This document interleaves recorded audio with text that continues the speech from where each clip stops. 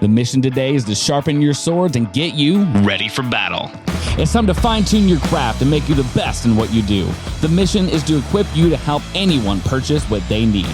We'll share the best advice from the best in their industry. You'll be listening to a conversation you wish you had with the mentors you wish you had. Take what makes sense to you and makes you better in your career. You guys, Bruce Lee said it best. Absorb what is useful and discard what is not. Hey everybody, welcome to the Commission Mission. My name is Eric Gerace. Hey everybody, I'm Micah Henderson, and I have a great friend of mine with us today. I'm a big fan of this guy, Adam Katz, Executive Vice President to the Alliance. And Adam, thanks for coming on today. It's my pleasure. Honored to be with you guys, and looking forward to having this conversation. Yeah, whenever it's something you're passionate about and you love, it's a fun conversation to have, especially if you can give back to other people who are wanting to know the answers to the same questions I'm about to ask you. We have a lot of guests come on from all walks of life, from all levels of success in different industries. We have the advantage of being from the same world of the financial services and insurance industry, but we know that a lot of things are kind of transcend generations and transcend industries, that a lot of things apply a lot of different places. When it came to, I just want to share with everybody how I met Adam. When you are good at what you do, there are going to be other people that want you to work for them. They want you to put their talents to work and to make money that way. But how do you stand out, right? A lot of times in our industry, there's a few different variables you could play with compensation or leads or different resources like that. I spoke with Adam, and I was very interested in the organization and all the resources that it had. And then I get, hey, what are you doing on Thursday? I'm like, I'm probably working. All right, well, I'm going to jump on a plane. I'm going to fly down and see you. What? Thursday? This upcoming? Yeah, this upcoming Thursday. Just book my hotel, and I'll see you in a little bit. That's one way to stand out from the crowd. And then we spent some time talking about the industry, talking about companies and products and different ways to help people achieve why they are sitting across the table from you. So just for a second, can you talk about what really zeroes in your time? Because you can't jump on a plane and see everybody. When you are looking to have somebody join your team, what personality traits, what jumps out at you to make you really zero in on them, worthy of jumping on a plane and going and meeting them across the country? Well, great question. The biggest thing I'm looking for is attitude. John Maxwell, who is an author that I read a lot, he talks about always hire for attitude. You can always teach skills, but it's hard to teach attitude. So when I'm talking to somebody new for the first time, or building that relationship and talking to them multiple conversations, what I'm looking for is, does this person, are they leaning in to what we're doing? Does the values match? And when I find somebody that is leaning in, has a positive attitude, their values match, their ambitions match, their goals match, then my mentor Andy Albright, the CEO of the Alliance, he taught me a long time ago, the key to this business is build relationships, and it's so much more effective building a relationship face to face, kneecap to kneecap, breaking bread with somebody than just talking to them on the phone. Obviously, you can't do that with everybody, but ultimately, my goal is to get with those people as quickly as possible. Yeah, and so when I'm talking to people, definitely attitude, but as a slight distinction, someone's drive. And you can literally think of somebody driving a car, and as a mentor or manager, or you could help steer them into the direction that they want. But if it's not going anywhere, it's kind of hard to help you steer them anywhere because they have no drive. Their car ain't moving.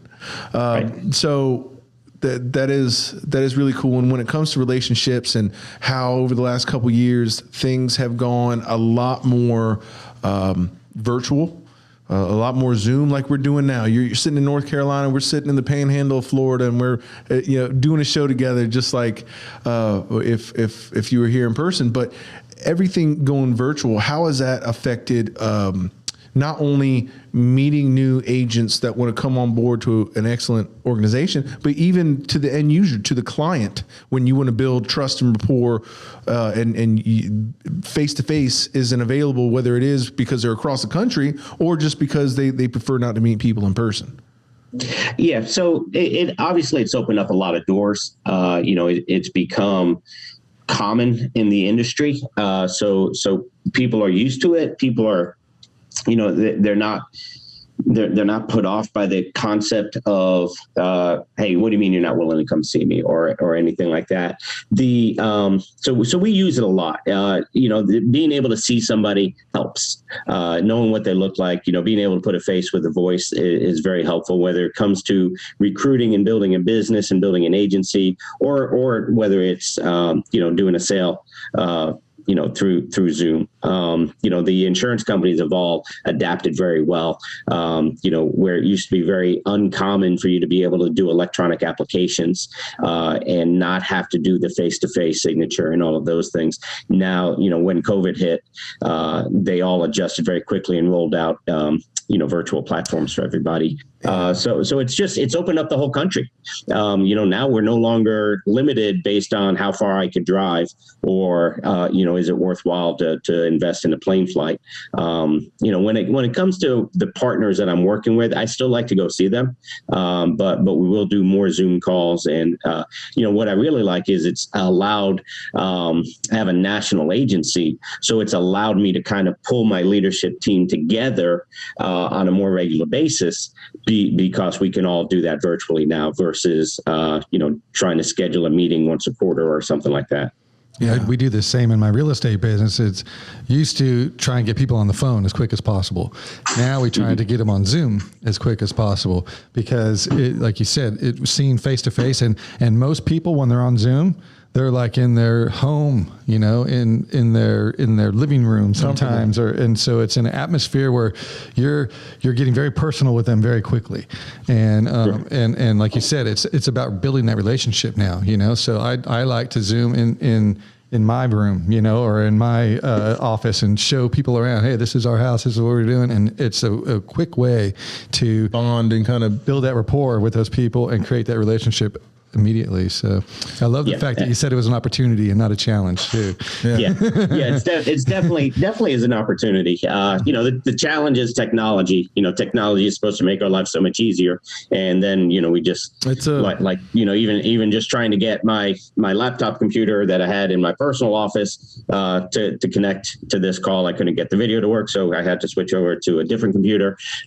in a different part of the office, and it's that. But those are easy enough to handle and easy enough to maneuver around.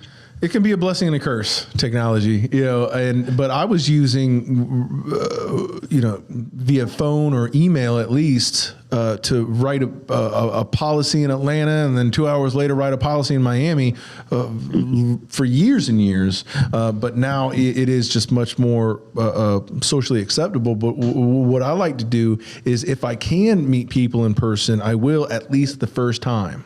And then after that, the Zoom is still much easier. And going back to like having a meal with somebody, that's something that you can't do. There's different ways to build trust and build rapport, but there's some things that just can't be substituted by Zoom.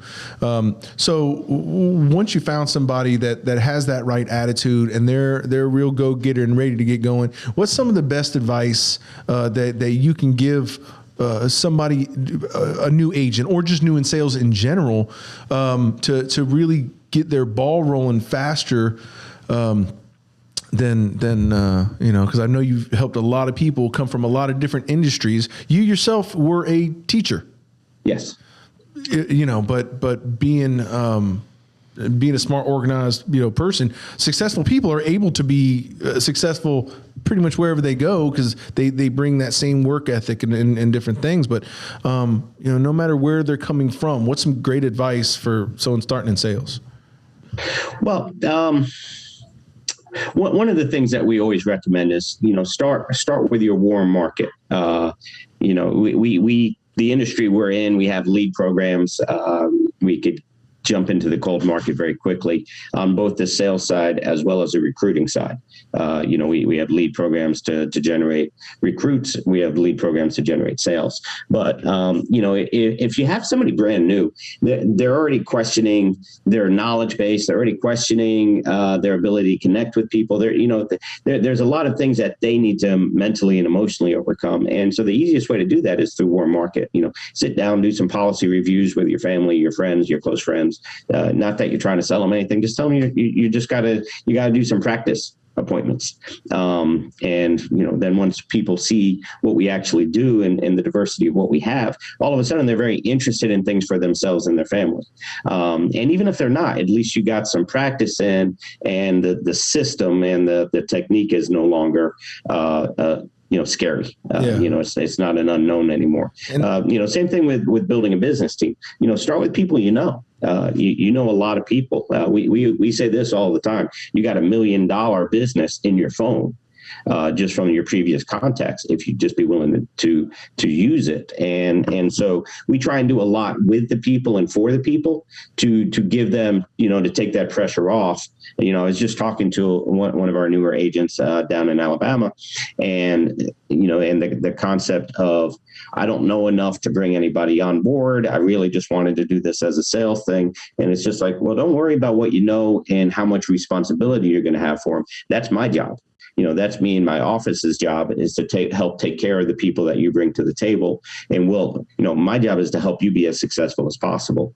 And the best way I can do to help you do that is, let's get off to a fast start by having more options of people we can talk to and work with. Yeah, and a fast start is really important for someone to see, I can actually make money doing this. If they drag their feet and then they end up, really shooting themselves in the foot because, hey, I'm not making any money at this. Well, yeah, but what activity? Be honest with yourself. Have you really done? But talking about systems, you guys at the Alliance have amazing systems put in place. I mean, the whole company, when it comes to furthering your education and knowledge on a subject, having a lot of calls to keep you engaged, but just zeroing in on what we're talking about is like agent support. So I got on board a little bit after needing the base level support. Let's just say that. And sure. But if you did need that base level support, there are agent support lines you can call mid appointment, whether you're at an office or someone's house, and say, hey, I just need to confirm a couple rates, and that's amazing support. Yeah, we always say, we always try and tell the agents, look, your first 15 appointments is your learning curve. I don't care if you don't sell anything in your first 15. Now, don't get me wrong. I expect them to. And, but I want them to call us from the house on every appointment. We like to say, pick up a check or pick up the phone. Yeah. And we kind of evolved that into pick up a check and pick up the phone. Yeah. Because we want to make sure that you're putting them in the best position. And, we also want to make sure that they're doing the right things for the client, and that we can give them different things to ask. If they're going down a rabbit hole that's going in the wrong direction, we can help pull them out and give them perspective. Hey, ask them this, things like that. So we're real big on that hands-on and that letting people know that they're not out there alone, and that there is a learning curve. One of the things we say all the time is this: anything worth doing well is worth doing poorly at the beginning. You got to give yourself enough time to develop a skill set, and it doesn't matter what happens at the beginning. It matters where we end up. It doesn't matter how we start. Yeah. And so getting people to kind of focus in on that. It's okay to be bad. I have a team of people to support me. I got a team of people who can coach me live, and while we're doing it, it takes a lot of the pressure off, for sure. Yeah. Highland Finance, helping you prepare for life. IRS takes your money, stock market risks your money, and inflation reduces the buying power. At Highland Finance, we believe you should feel confident in your future. Our proven track record helps our clients prepare for life. Call 850-359-5989. With the financial professional, that if someone's going to say, hey, I'm 90% sure, but I want to check and double check, I got an amazing team that supports me, that should reaffirm them and give them, a warm feeling about the decision that they're making, because this is an important topic, and let's not rush it. Give me 5 minutes to check and double check. Absolutely. A lot of agents, when we tell them you need to call from the home, they're like, well, I don't want to look like I don't know what I'm talking about. And it has the opposite effect. You actually build the credibility, because it's so important. What I'm doing for you is so important. I'm willing to put my ego in my back pocket and call my manager just to make sure that I'm doing the best thing I can for you. I know what direction I'm going in, but I just want to double check my thought process before we continue on. And the clients appreciate that, and they love it. And it gives you that third party edification, is so powerful also. When your manager gets on the phone, it gives you a live example of the support that they get as a client. Yeah. And it shows your team in action. But the opposite is worse. One, here's just a very basic bit of advice. When you're filling out that paperwork, don't rush. That one little squiggled name, that one little bit of information, is that a 9? Is that a 7? What is that? That rushing through that paperwork is going to come around and bite your butt at the end when you're having to drive back out there to get their initial and date on that thing, right? So not only do you not rush through that, don't rush through the appointment, even leading up to doing the paperwork, and take the time to do it right up front, because if you don't do it right on the back end, it's just going to be compounded for what you're going to have to sort out and fix. So now somebody's at the point where they're at least functional in their industry, and they're able to set an appointment, go out, have that conversation, weed out what companies and products don't make sense to having 1 or 2 or 3. At what point, because you've been through it all, would you say someone should go from salesman to business owner? And I know if you are on a commission basis, you're pretty much running your own business. But what I mean is getting other people involved to kind of show them the way of how to do the damn thing. Well, for us, especially with our business model, the idea is work yourself out of a job. There's a big difference. If you read, Kiyosaki, Rich Dad Poor Dad, he talks about the different quadrants, and, there's self-employed, and then there's business owner. And you can be a self-employed salesman. The challenge with that is you got to be the one in the home all the time.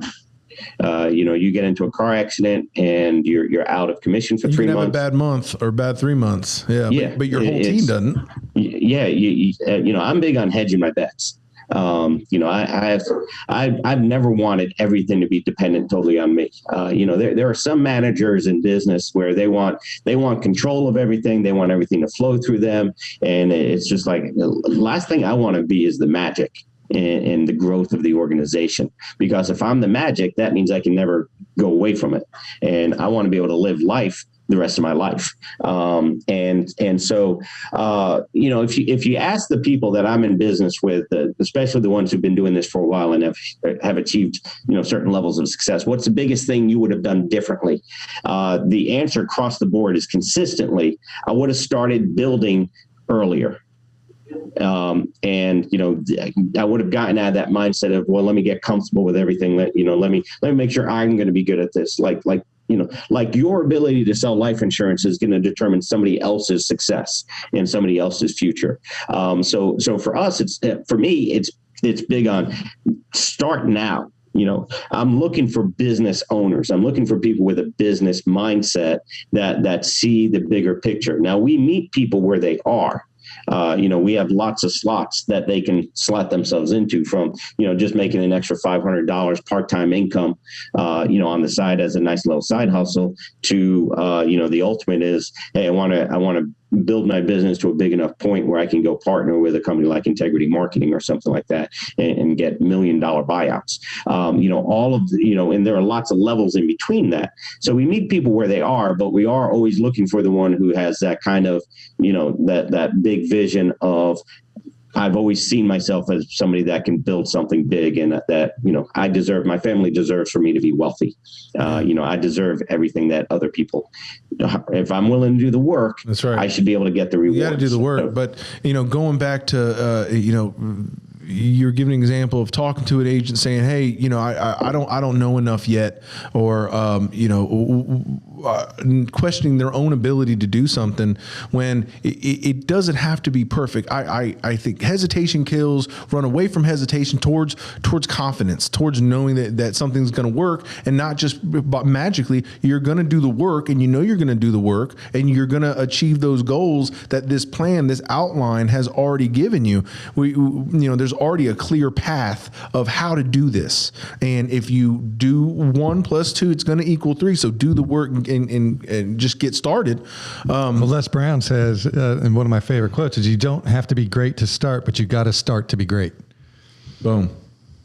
I love that. I would have fumbled through trying to recreate that for like 3 minutes of us to recreate that. So that's why I got you here, Eric. You're quick with those. But so, yeah, be the business owner if that's who you are. And there are people who do not want the pressure of that commission life, of wanting to live in that uncertainty until you really get the ball rolling. But there's plenty of 9-to-5 jobs out there for those people to occupy, and they do an incredible service for society as a whole. It ain't for me. I'm willing to live with a little uncertainty, especially at first.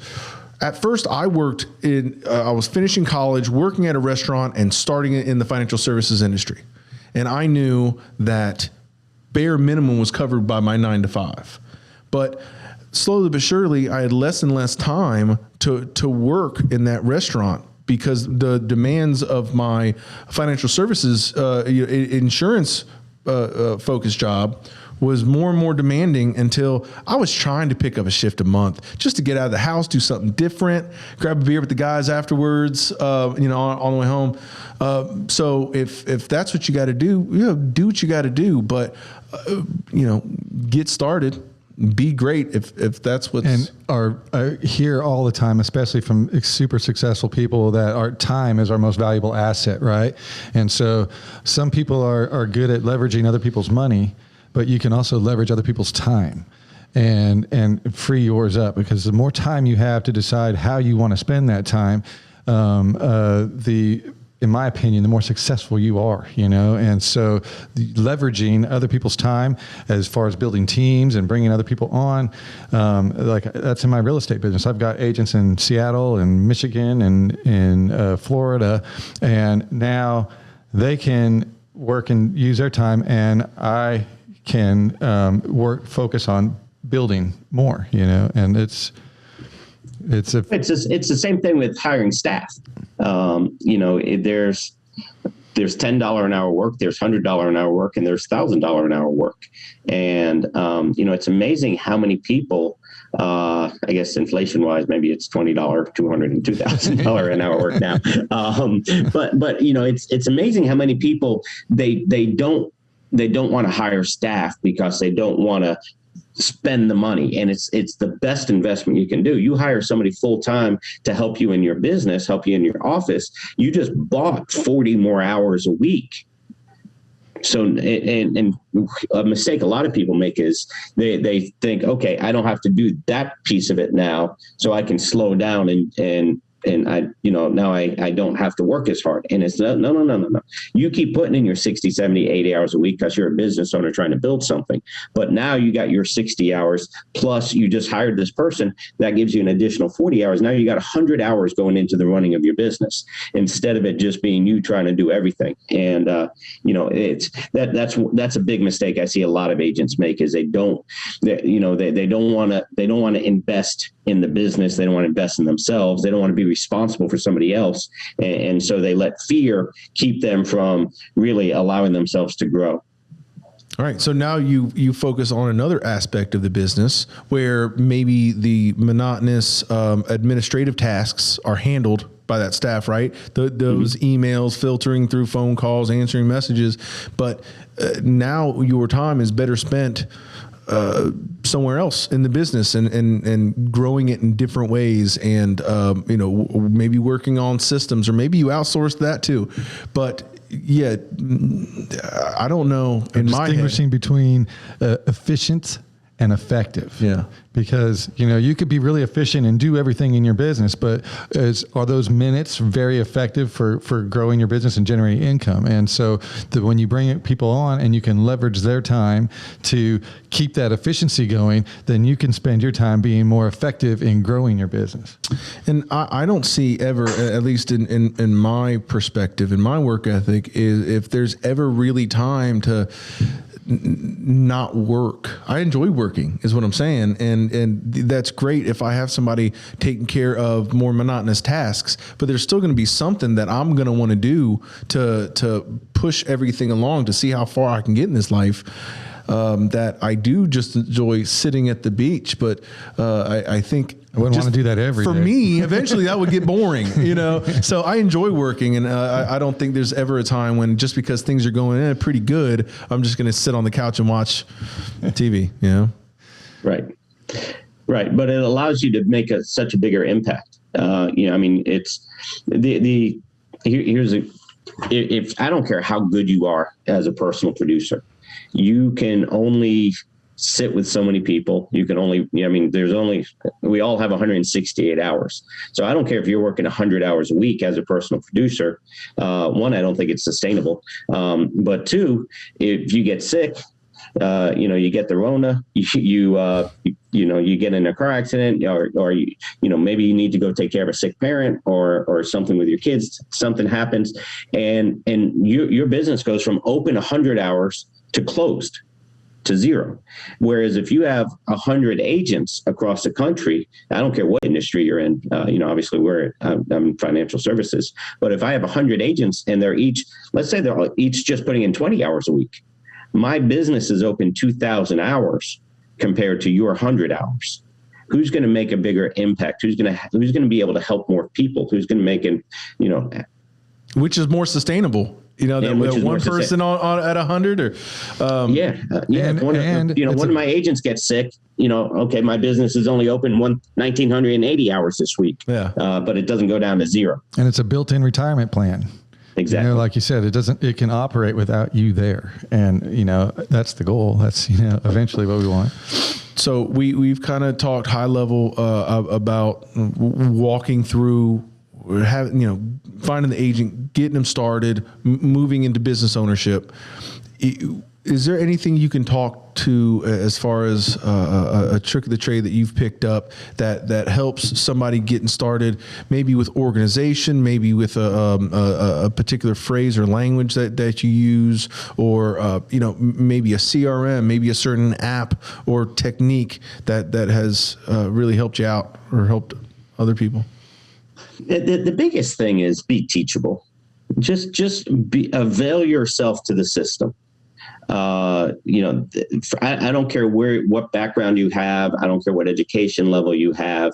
We have ways of doing things. And if you'll just follow the system, we know it works. With the Alliance, we have something we call the 8 steps to success. If you do the 8 steps at a high level, you don't have to do it perfect. None of us perfect, but if you'll just get to the point where, you're doing on a scale of 1 to 10, you're doing an 8 on all 8 of the steps, it's a guaranteed 6-figure income. So, quit trying to overthink it. Quit trying to figure out what the secret is. The secret is you're sitting on it. Follow the system, do the work. The other big thing I would say is this: a lot of us, we carry these coins around. Andy Albright, our CEO, made these coins. If you read the book Brian Tracy Goals, Brian Tracy talks about the success coin. So Andy actually made one for us, and on the one side it says, "What do you want?" Let's see if I can. So what do you want? Simple, clear goals. And then on the other side, it says, how do you get it? And so anytime we start losing focus, we start getting distracted. I carry it around, I keep it in my pocket, and I just reach into my pocket and I just pull the coin out, and it's just like, okay, what do I want? I want this end result. How am I going to get it? I got to refocus, and I got to do the things that I know are effective. So the faster we can find out what people want and help them focus on the activities that'll help them accomplish that, the more effective people will be, especially early on. Yeah, that's good. And that's a question. Good. That's a question that not a lot of people ask themselves. Like I work in real estate. I work in personal coaching. If you want to shut someone down that in personal coaching, just ask them what they want. And it's like it short circuits them. But it's such an important question to ask yourself and to know the answer to. Because you're going to create exactly what you want, whether you know it or not. You're going to either create it consciously or you're going to do it unconsciously. And by asking yourself that question and knowing that answer, you're going to do it on a conscious level, and you're more times than not are going to get what you want. But don't lie to yourself and say you want something that you think that you should have, or what you've been told what you should have. Lying to yourself, the worst thing you can do. So be honest with yourself. What do you really want? I love how simple but powerful that is. That there's a technique that we use called 7 layers deep, or 7 levels deep. And so you ask what you want, and say the answer is, I want a big house. Well, the next question is, why do you want that big house? Well, I want it to have my family, and so have my family have a nice place. Well, why do you want your family to have a nice place? And you ask that question 7 levels deep. And usually that bottom question is what you really want. So all the success, just kind of wrapping up, what has everything that we've talked about, and you doing the work and asking yourself what you want and how do you get there? How has that affected your family? Because a lot of time that is what people are working so hard for. And what did that result get to you? Yeah, it's just been such a blessing. This business has enabled my wife Beth to be able to stay home and raise our kids. As when I was a school teacher, trying to pay the bills on a school teacher salary, that would not have been a sustainable model for us. She would have had to go back to work, and kids would have had to go into daycare, all of that. So first and foremost, it allowed Beth to accomplish her dream, which was to be a stay-at-home mom and to raise our kids. And then the opportunities that our kids have been able to have because of the business, because we've never had to tell them we just can't afford that. The decisions we make now, I mean, don't get me wrong. We don't spoil our kids, and our kids now are 19, 20, and 24. Working hard. Yeah. But they respect what they get. They respect what we do for them. But when opportunities for them to take trips to Europe, came along through different programs and things like that, we were able to provide those opportunities. We traveled with them, we've taken them to events. We've been able to do the things we've wanted to do, things that we prioritized. And I'm not saying that things we prioritized are the right things. They were the right things for us and our family. And as a result of that, my 24-year-old, she is very active in my business. Sarah is, they've all gone through college. My 19-year-old is currently in college. But Sarah came back and she wants to be part of our business. Emily graduated from NC State, got her college degree, and all 3 of my kids went through an early college high school program. So she was actually able to graduate NC State with a 4-year college degree at 19 years old. And she, as soon as she graduated, this is what she does. She's full-time in the Alliance. She actually moved down to Bradenton, Florida, because she wanted to be mentored by our CEO, who lives down in that area. He lives down in Treasure Island. And, so how did it impact the kids? The biggest thing I think that we showed them is this: it's worth sacrificing and going after a dream, going after a goal, and working hard for something worthwhile is good. Don't let anybody talk you out of being passionate about something and being willing to take a chance. That's good. And I think our kids are doing pretty well because of the example that they've learned by being associated with the Alliance and being able to go to a lot of conventions and meetings and listening to audio and reading books. We've paid our kids to read books that we want them to read, the business books, the mindset books, things like that. That is really good. Man, that's really good. I'm going to be watching this. I know I'm in the episode, but I'm going to be rewatching this episode a couple times. Adam, how can anybody get in touch with you? Is there anything that you would like to promote? The Alliance, a nonprofit? Look, the Alliance, we're a company on the grow. Our numbers are going up. New opportunities are always coming around. So we're always hiring. We're always recruiting. If you got some ambition, if you're looking to diversify some of your income streams, things like that, whether on a part-time basis or just looking to transition out to something different, always love the opportunity to talk to somebody about whether we're a good fit for them and they're a good fit for us.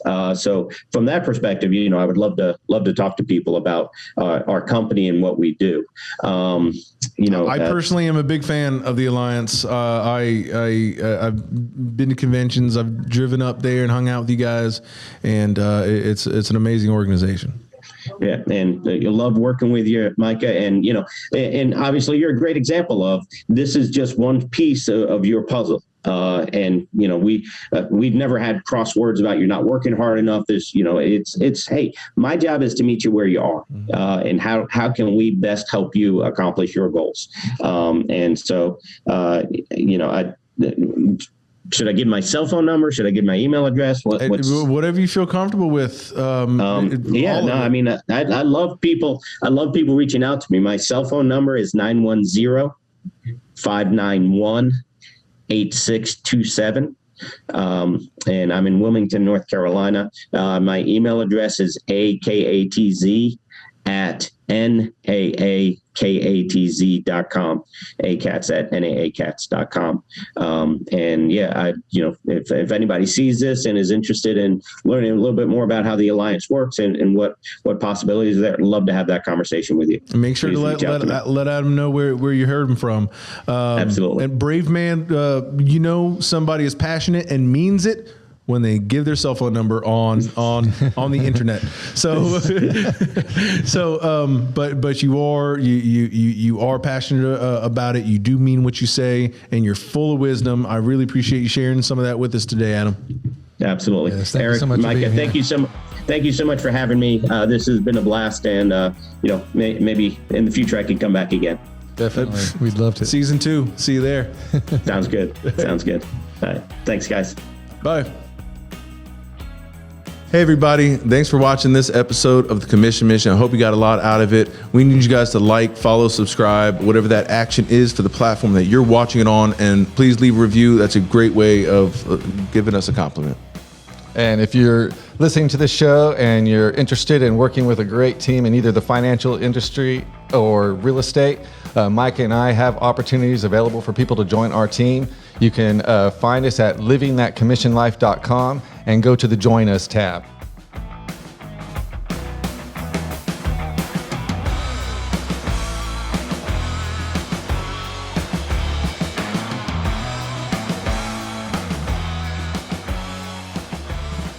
Highland Finance, helping you prepare for life. The profit your business brings in should go to you, not accidents, injuries, and hurricanes.